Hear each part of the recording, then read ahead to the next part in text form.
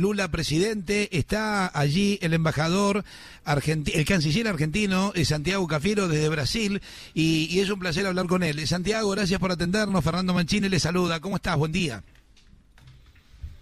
¿Qué tal, Fernando? Buen día. Sí, acá en Brasil, en unos... tengo un retorno tremendo, no sé si lo puedes resolver.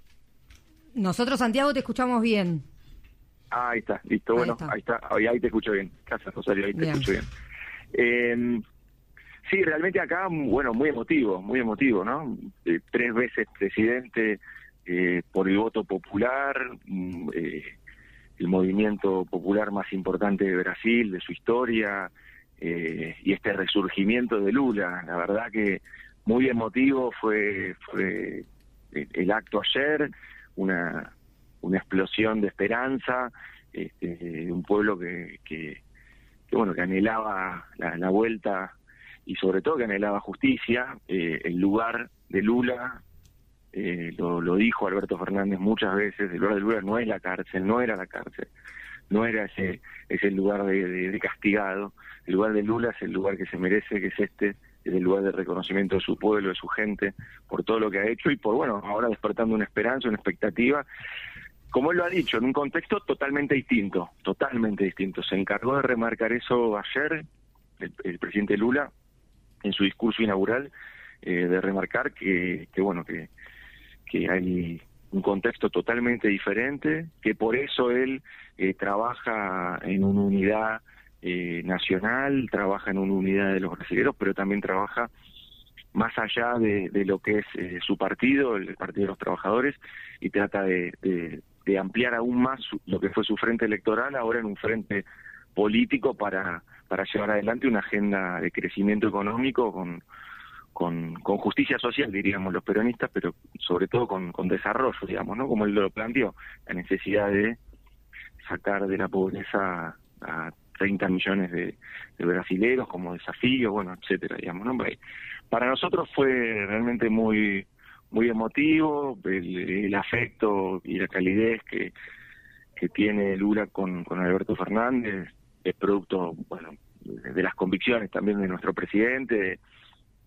Me tocó acompañarlo, Alberto, cuando era candidato, cuando vinimos aquí a Brasil a visitarlo, cuando Lula estaba preso y castigado mediáticamente, injustamente preso, y sin embargo, a pesar de que había voces distintas que decían que no era conveniente que Alberto en plena campaña lo visite, Alberto fue fiel a sus convicciones y vino y visitó a una personalidad única en la región que estaba siendo injustamente encarcelada. Bueno, ese vínculo que se afianzó, esa amistad que se afianzó, también tiene que permitirnos ahora afianzar el vínculo entre Argentina y Brasil. Para los argentinos, Brasil es central, es el socio comercial principal de nuestro país. Hoy hay una reunión bilateral, vas a estar ingresando ahora a ver y a charlar con Lula da Silva. 2 veces se vio ya Alberto Fernández con Lula da Silva al otro día de ganar la elección. Hoy es un país importante para nosotros porque es el principal socio comercial de nuestro país, pero ¿se va a avanzar en medidas concretas? Por supuesto, bueno, es el anhelo que tenemos. Primero, discutir y trabajar. Hay muchos de los cimientos que Alberto pudo ir edificando con respecto a la integración regional, los desafíos de la integración regional, y le tocó a Alberto poner esos cimientos, y ahora Lula y la potencia de Lula con una mirada similar con respecto hacia dónde tiene que transitar la región y la integración. Entonces seguramente conversaremos sobre esos desafíos, sobre los desafíos de la integración, no solo con el Mercosur, sino también con la CELAC, con los diferentes mecanismos que tengamos, y afianzando también los vínculos comerciales, como bien dijiste, teniendo en cuenta que cualquier pyme bonaerense o economía regional del norte argentino, lo primero que piensa como destino de exportación es Brasil.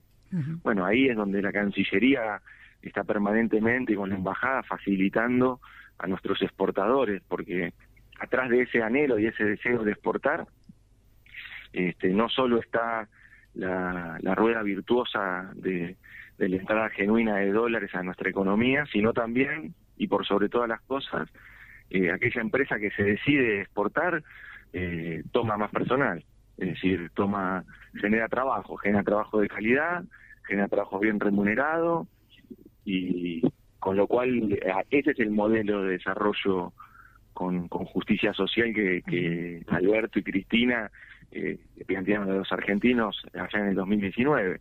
Abandonar ese modelo de especulación financiera, de primarización de la economía, y avanzar en un modelo de producción y de empleo. Ahora tenemos una gran posibilidad con Brasil. Brasil está en la misma página que nosotros. Ayer quedó demostrado, no solo por charlas previas que teníamos y con los equipos técnicos de Lula, sino también ayer cuando uno analiza el discurso del presidente Lula, lo que ve es que está en la misma página, que va a buscar también mecanismos de sustitución de importación, encadenamientos productivos, generar mayor valor agregado a las exportaciones, a la producción local, y con Brasil en la misma página que Argentina. Argentina va a tener también desafíos que son comunes, pero que los vamos a poder afrontar con muchísima más fortaleza en la región. Esto cambia también un poco Santiago, sí, Fernando. No, por favor. No, si esto cambia un poco también lo que estaba pasando con el Mercosur, porque venimos con una discusión con la calle Pou de Uruguay por avanzar en tratados de libre comercio sin pensar un poco en lo que es el acuerdo del Mercosur, si lo fortalece, cómo va a continuar. Sí, pienso que también la mirada de Lula es similar a la de Alberto con respecto a la necesidad de fortalecer el bloque y a la lectura de este contexto. Es un contexto geopolítico totalmente distinto a los anteriores, donde hay una guerra en el corazón de Europa, donde entre Washington y Beijing se pelean alineamientos. Bueno, América Latina y el Caribe, el Mercosur en particular, necesitan fortalecerse para no quedar presos de esas tensiones de las potencias, y para eso necesita tener no solo la fortaleza de la Unión en sí mismo, sino proyectos estratégicos que se desarrollen entre los distintos países. Ahí el Mercosur es una herramienta clave, la herramienta de integración más importante de la región. Ya cumplió 31 años y tenemos que afianzarla, tenemos que fortalecerla. El Mercosur tuvo dos velocidades. La primera, que fue en el inicio, que fue básicamente vinculada a esto que hablábamos anteriormente, al comercio intrazona, es decir, al comercio entre los países, y después una segunda etapa que fue una etapa donde se primarizaron las exportaciones del Mercosur, y el Mercosur lo que hizo fue básicamente ser proveedor de materias primas, y con el boom de la soja en su momento, etcétera, pero eso después, cuando esos precios de los commodities bajaron, u otras economías empezaron a producir sus propios alimentos, eso después no nos dejó nada a la región y a la Argentina. Bueno, eso es lo que hoy la mirada compartida entre Lula y Alberto es la de afianzar lo que se llaman las cadenas regionales de valor, nuevas cadenas de suministro que incorporen tecnología, conocimiento y elaboramiento industrial fabricado en la Argentina, en Brasil, en la región, digamos, en Paraguay, en Uruguay. Es decir, anclar proyectos productivos que generen trabajo de calidad. Creo que escuchándote con atención, Santiago, el gran trabajo que está haciendo la embajada, el embajador Daniel Scioli allí en Brasil para poder potenciar todo esto, ¿no? Y hoy con la asunción de Lula le va a dar a la Argentina, le va a potenciar no solamente en lo económico, también sino en lo social y en lo político, ¿no? No, por supuesto que acá se ha hecho una gran tarea. A ver, a Daniel Scioli le tocó en su momento llevar adelante una relación que era muy difícil, muy tensa con Bolsonaro. Bolsonaro iba para un lado y la Argentina necesitaba por sus empresas, no por una cuestión ideológica únicamente, sino porque en la defensa de la industria nacional nosotros necesitábamos ir para otro lado.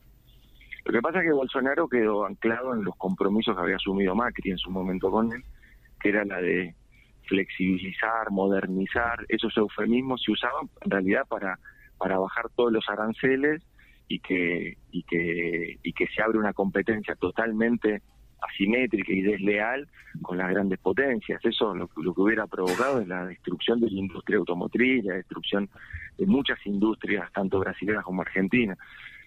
La verdad que ahí tuvimos que trabajar y pelear contra esos molinos de viento muchos años, y la tarea del embajador, la tarea de Scioli fue clave porque lograba caso a caso ir resolviendo los temas de modo puntual. Ahora vamos a tener la posibilidad, como bien dijiste, por la afinidad ideológica, política, vamos a tener la posibilidad de generar un mecanismo, un sistema, una solución más sistémica de caso a caso. Hasta acá Scioli tuvo que trabajar para que se abra la exportación de pistacho, para que se abra la exportación de langostino, o sea, era caso a caso y luchando permanentemente contra una burocracia que tenía una mirada diferente, ¿no? Ahora vamos a tener la posibilidad de generar una política más sistémica de integración. Y ese es el desafío, eso es parte de lo que vamos a conversar hoy, que serán más que nada fijar las prioridades, las principales, los temas más rápidos que se pueden llegar a concretar, y después trabajar junto a la Cancillería brasilera lo que es el acuerdo de integración, el relanzamiento del acuerdo de integración entre Argentina y Brasil, que eso esperamos que lo lleven adelante ambos presidentes con la visita oficial de Lula a la Argentina el 23 de enero. Cafiero, ayer te escuchaba hablar en Brasil de proscripción, la proscripción que sufrió Lula, ¿no? Incluso con años de cárcel allí, llegó a la presidencia, y te pregunto si hay un espejo con lo que pasa acá en Argentina, sobre todo viendo a una vicepresidenta que dijo que se aleja de la campaña presidencial del 2023, y también en un contexto en donde el presidente le pide juicio político a la Corte Suprema. Sí, esos dos temas son diferentes. La proscripción, lo que hace, y la proscripción que tiene nuestra vicepresidenta, lo que hace, y los argentinos tenemos que tener bien claro, es que nuestra democracia no sea una democracia plena.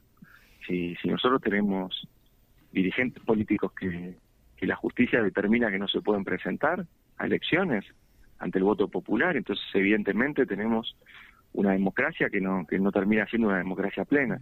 Eso lo tenemos que saber. Por otro lado, el pedido de juicio político que hace el presidente de la Nación junto con los gobernadores y hacia la Corte, hacia todos los miembros de la Corte, es para que se revise cuál ha sido el funcionamiento en estos años, y sobre todo en las apariciones de vínculos y de decisiones que se terminaron plasmando en acordadas o en resoluciones que evidentemente influían negativamente o sobrepasaban los canales que el Poder Judicial tiene habitualmente, y ya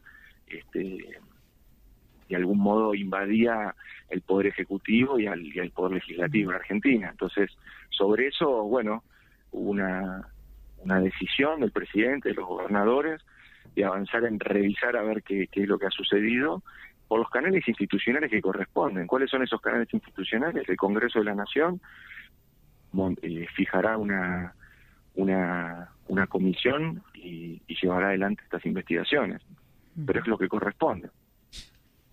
Bien, Santiago, te agradecemos infinitamente, como siempre, el diálogo en Radio La Red. Te mandamos un gran abrazo. Gracias a ustedes, un abrazo grande, buen año. Abrazo grande. El canciller argentino Santiago Cafiero con nosotros, Santiago.